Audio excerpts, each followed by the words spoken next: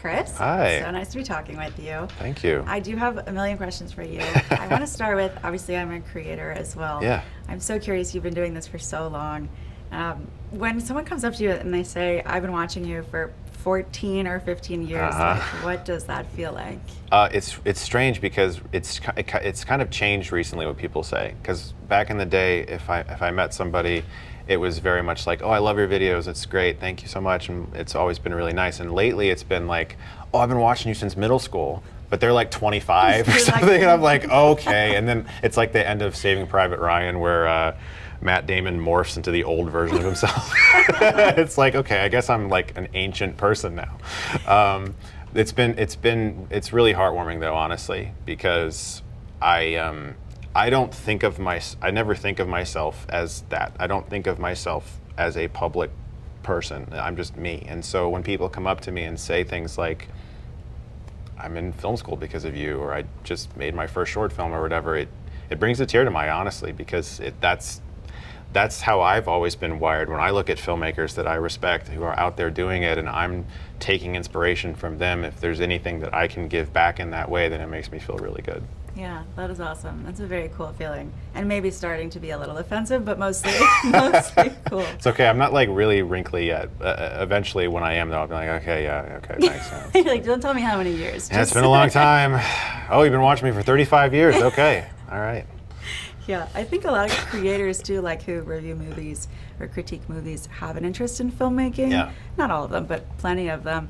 And you've actually done it, which is amazing. I should have said congrats at the start. Thank this you. is very, very cool. Thank you. And I'm so curious, really specifically about what that journey was like. But more so, I'll ask you, like on set, you're in production. Was there anything that you took from being a critic that especially helped you during the process, and then maybe was there anything that actually like hindered you? I think hindering, I'll just start with the fact that I think I more than second guess myself. I think I like quadruple guess myself, which is good, but there is a point where like the sort of imposter syndrome in the brain takes over and you're critiquing yourself a lot. And I do that as a person, just like in life. I'm very critical of myself and I never think that I'm really good at anything. And so I'm always kind of like trying to reset my brain to be like, no, you've worked really hard for this. Like just keep moving forward.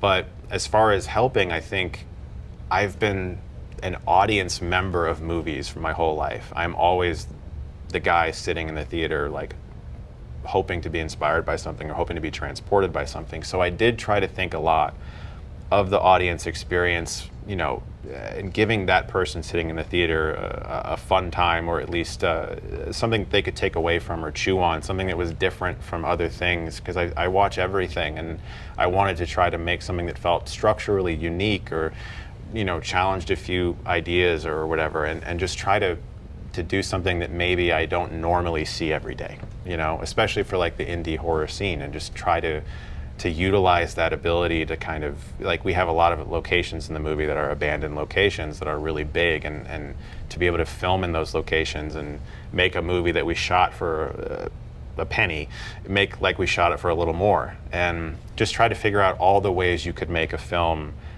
with those budget restraints, but also just with the structural ideas that we played around with to try to make it feel unique. Yeah, that's cool.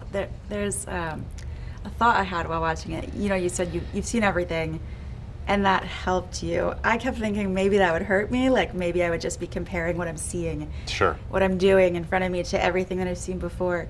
Was there a specific moment or day where you were really in your head about like, what I'm seeing is something I would have critiqued if I were reviewing this as like everything? Like I said, I really do get to a point where I do have to psych myself up to like shut that part of my critical brain off and allow myself the relative freedom to just make something, you know, with a bunch of really talented people.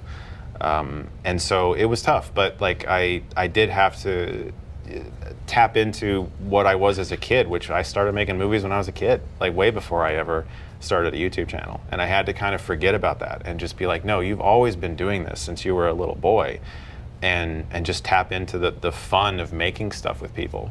Yeah, as a fellow perfectionist, I feel like that would be incredibly difficult. Yeah, I hear you. It's hard. I know M. Night Shyamalan, we were just talking about him before. He's a big inspiration Yeah. to you.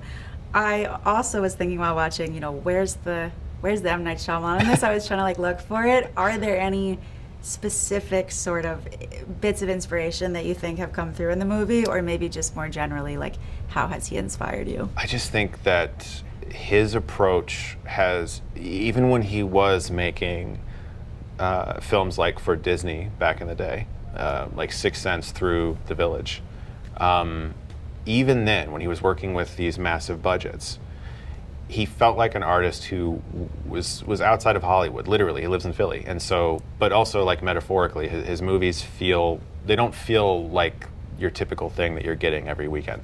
And especially now that he self-funds them, there's this sense of, I have a story idea and I think it's unique and I'm going to approach this, and I'm not concerned about whether or not the marketplace thinks this is a good idea or whether or not people are watching this type of thing right now. I'm just going to make this as a piece of art. And I think that persistence that he's always had to tell stories that are unique and original in a marketplace that does tend to look down on those types of things, that's always inspired me a lot. Yeah, I can see that. I do really, even when his movies like aren't my favorite, I do love that they're original and they're not just like, yeah, what everything else has been for so long. Is there any specific horror trope that you really hate and you're like very adamant about not putting in the movie? Yes. So I've never actually talked about this, but I wanted everyone's cell phones to always work and for it still not to be able to help them.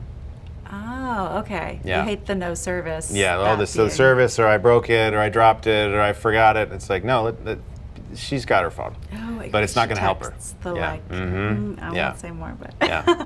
that's very cool. I do like that one. Or I like that you don't like that one. Mhm. I know earlier this year at Comic-Con, you said on your panel, also congrats on that, thank by you. the way, very cool.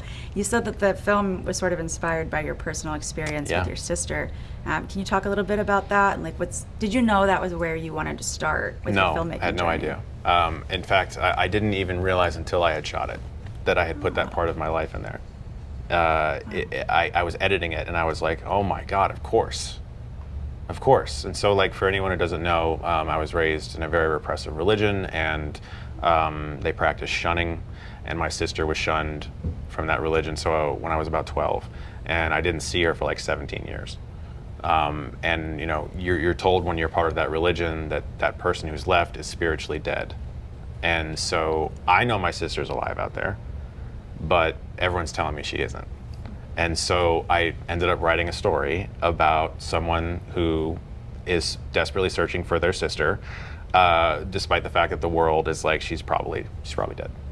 And I didn't even really pick up on that until I was editing it. And it's interesting how you sort of unconsciously put very personal things into your work, and then you kind of look at it from a bird's eye view and realize, oh, of course I did that. Yeah. Oh, wow, that's so interesting that you didn't know No. going into it. Because, yeah, it's really clear once I heard you say that. I was like, wow, that's such an interesting metaphor for this loss Yeah. and this searching. I'm low on time, but I did have one more question. In the reviews and things that I do content on, I always say, like, if you liked this movie or this movie, you'll like this movie. Sure. What would your X and Y movies be for Shelby Oaks? I think Lake Mungo. It's a really great horror mock doc from Australia. Noroi is also a really great horror mock doc from Japan. And then I think if you're a fan of Shyamalan's work, some of Ari Aster's work, like there's different approaches that I didn't like consciously emulate, but I think that there's just I have such an admiration for those filmmakers who, again, they're just telling their stories the way they want to be told. Amazing. Well, thank you so much. Thank you.